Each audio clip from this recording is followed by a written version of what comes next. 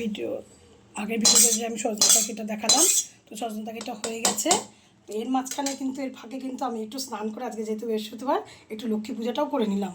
তো আমার তো দেখালাম আমার সজনা তরকারি হয়ে গেছে, এদিকে আমার পটল ভাজা, বেগুন ভাজা এটাও হয়ে গেছে, আর ওইদিকে আমার ভাত হয়ে গেছে, আর ডিম সেদ্ধও হয়ে গেছে। এবার আমার রইলো শুধু পাবদা মাছের ঝোলটা করা। তো পাবদা মাছে আজকে লঙ্কা ছাড়া ঝোল করব। তো এই লঙ্কা ছাড়া ঝোলটা করার জন্য আমাকে কড়াইটা ধুয়ে নিতে হবে বন্ধুরা। তো আমি দুটোকে এক জায়গায় রেখে দিলাম। এবার আমি কড়াইটাকে একটু ধুয়ে নিয়ে তোমাদেরকে লঙ্কা ছাড়া ঝোলটা করে দেখাচ্ছি। এখন আমি কড়াইতে তেল দিয়ে দিলাম পাবদা মাছের ঝোলটা করার জন্য। তো আজকে অবশ্য আমার হাজব্যান্ড আর আমার মেয়েই খাবে পাবদা মাছের ঝোল, তাই দুটো মাছই নিলাম। আর এই যে স্বাদ অনুযায়ী লবণ দিয়ে দিলাম, আর একটু হলুদ দিয়ে দিচ্ছি, হলুদের গুঁড়ো। এই মাছ দুটোকে একটু মেখে নিই। আজকে যেহেতু আমি ডিম সেদ্ধ করেছি, তো আজকে আমার মাছ আর খেতে ইচ্ছা করছে না। আজকে আমি ডিম সেদ্ধ খাবো, আর আমার মেয়ে আর আমার হাজব্যান্ড খাবে মাছ। ওরা ডিমও খাবে, তুমি মাছটাও খাবে।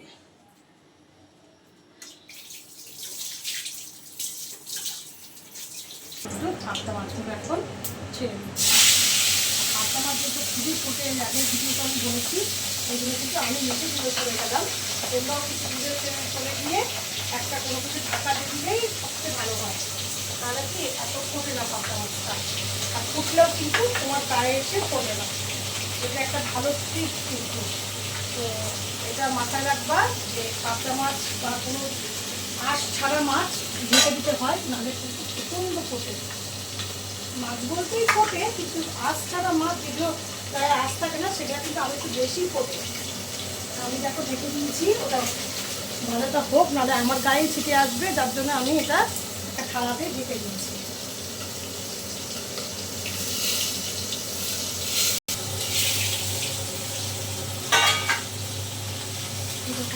পাবদা মাছ কিন্তু এক সাইডটা অলরেডি ভাজা হয়ে গেছে, আর এক সাইডটা ভাজার জন্য আমাকে কিন্তু একটু উল্টো দিতে হলো।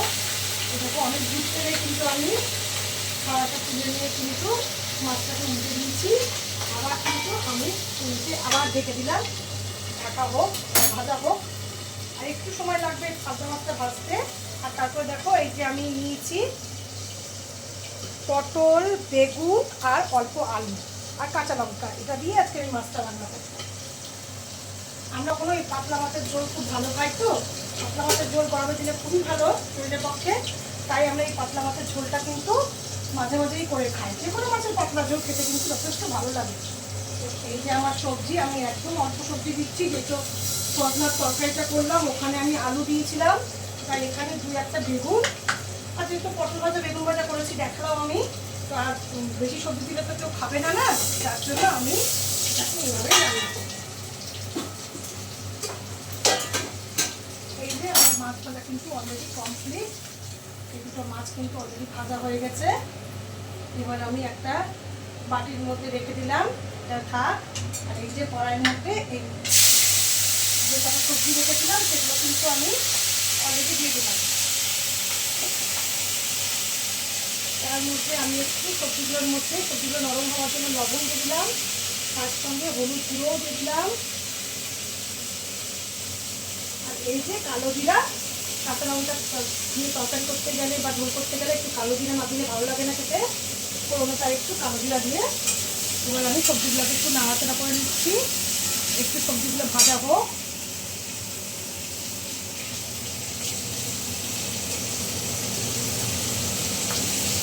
আমি কিন্তু এর মধ্যে অল্প জিরার গুঁড়া নিয়ে নিচ্ছি, তোমরা জিরা বেটেও দিতে পারো। এই জিরার গুঁড়াটা যদি তুমি লঙ্কা ছাড়া ঝোলের মধ্যে দিয়ে দাও না, তো মাছের ঝোলটার স্বাদ কিন্তু অনেকটা পরিমাণ পেয়ে যায়। আমি জিরা গুঁড়াটাকে একটু গুলিয়ে নিলাম, কেন, যেহেতু আমার জিরা গুঁড়া বাটা না, তাই একটু গুলিয়ে নিলাম। একটু সামান্য ভিজুক, ততক্ষণে আমার আলু পটলগুলো বেগুনগুলো ভাজা হোক। দেখো আমার আলু পটল বেগুন কিন্তু ভাজা হচ্ছে, মোটামুটি হয়েই এসছে। এবার কিন্তু আমি এই জিরার গুঁড়াটা জলটা এর মধ্যে ঢেলে দিই, খুব সামান্য দিয়েছি কিন্তু বন্ধুরা, বেশি দিলে কিন্তু আবার অন্যরকম স্বাদ হয়ে যাবে। অল্প দেবে, অল্প দিয়ে দেখবা এটাকে একটু ফাটলে নাও, এই এটা মশলাটা কষে যাবে, সঙ্গে সঙ্গে জল ঢেলে এটাকে সেদ্ধ করে নাও। আলু পটল বেগুন যা দিয়েছো সেগুলো সেদ্ধ হয়ে গেলে আজকে নামানোর সময় মাছ দিয়ে সামান্য একটু তেল দিয়ে নামিয়ে নিবা, দেখবা কিন্তু এর স্বাদ কিন্তু অনেক বেশি হবে। এইভাবে মাছের ঝোল খেতে কারা কারা ভালোবাসো, কারা কারা বাড়িতে খাও, আমাকে কিন্তু কমেন্টসে অবশ্যই জানিয়ে নেবে। আর তোমরা কে কোথা থেকে দেখছো আমার এই ভিডিওটা, তোমরা যদি জানাও যে তোমরা কে কোথা থেকে দেখছো, তাহলে অবশ্যই তোমাদের নাম নিয়ে তোমাদেরকে আমি ধন্যবাদ জানাতে পারি পরের ভিডিওতে। তো তোমরা দেখতে থাকো, মাছের ঝোলটা হচ্ছে কিন্তু, এই দেখো কষাটা করছে। এবার আমি একটু জল দিয়ে দিই।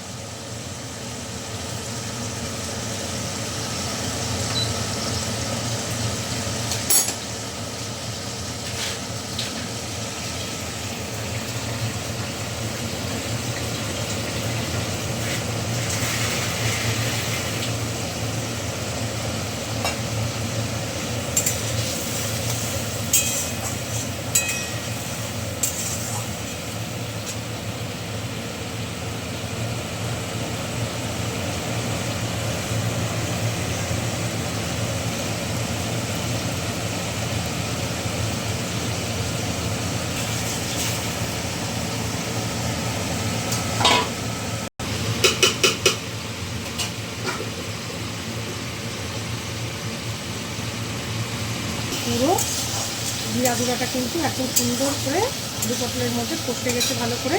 এবার কিন্তু আমি জল ঢেলে দিচ্ছি। দেখো আমি কিন্তু এবার জল ঢেলে দিলাম। এবার ঝোলটা হোক। আর এদিকে দেখো আমার কিন্তু ডিম সেদ্ধ কিন্তু অলরেডি রেডি। তাহলে আমার পটল ভাজা, বেগুন ভাজা, সজনার তরকারি আর ভাত আর ডিম সেদ্ধ সবটাই রেডি। এই দেখো তোমাদেরকে একবার আমি দেখিয়ে দিই। এই যে আমার ভাত হয়ে গেছে, এই দেখো আমার ভাত হয়ে গেছে, এই যে আমার ডিম সেদ্ধ করা হয়ে গেছে, এই যে দেখো সজনার তরকারি অলরেডি হয়ে গেছে, আর এই যে হচ্ছে পটল বেগুন ভাজা দুটো, আর এই যে হচ্ছে আমার মাছের ঝোল হচ্ছে। আর মধ্যে আমি দুটো মাছ ভেজে রেখেছি, এই যে মাছের ঝোলের মাছটা দিয়ে দিই। এই হচ্ছে আজকে আমাদের রান্না।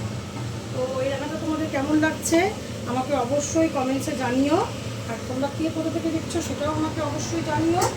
আর তোমরা সবসময় আমার পাশে এভাবেই দেখো, আমাকে সাবস্ক্রাইব করো, আমার পেজটাকে লাইক কমেন্ট শেয়ার করো। দেখো এই মাছের ঝোলটা কিন্তু ফুটে গেলেই আমি কিন্তু এই মাছটা ঝোলের মধ্যে দিয়ে দিব। তাহলেই কিন্তু আমার মাছের ঝোল রেডি। আর লাস্টে সামান্য একটু তেল দিলে খেতে বেশি ভালো লাগে আরও।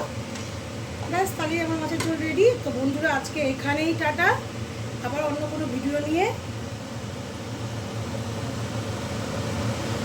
তো তোমার হচ্ছে এখানে আজকে আমি ভিডিওটা শেষ করছি। এটাই আজকে আমার লাঞ্চ থালি। তো তোমাদেরকে থালিটা সাজিয়ে সুন্দর করে আবার আমরা দেখাবো। তো কেমন লাগলো তোমাদের ভিডিওগুলো তা অবশ্যই জানিও। তো এখানেই টাটা বন্ধুরা, আবার অন্য কোনো ভিডিও নিয়ে তোমাদের সামনে খুব শীঘ্রই চলে আসবো আমি। টাটা।